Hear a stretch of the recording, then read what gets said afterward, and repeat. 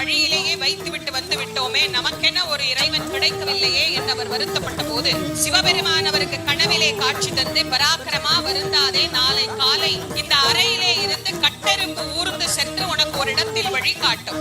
அந்த கட்டெரும்பு எந்த இடத்தில் நின்று சேர்ந்து முடிக்கிறதோ அந்த இடத்தில் பார், அங்கே சுயம்புவாக நான் இருந்து உனக்கு அருள் புரிவேன் என்று இறைவன் அவருக்கு கனவிலே எடுத்துரைத்தார்.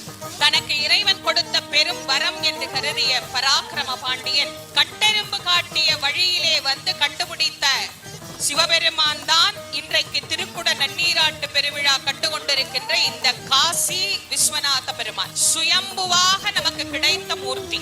சரி, ஒரு லிங்கத்தை அங்க விச்சிட்டு வந்தாரே, அந்த லிங்கம் எங்க இருக்குது அப்படின்னா அதற்கு பெயர் சிவகாசி என்கின்ற ஊராக அது அமைந்தது. பராக்கிரம பாண்டியன் கொண்டு வந்த லிங்கம் தங்கிய ஊர் சிவகாசி.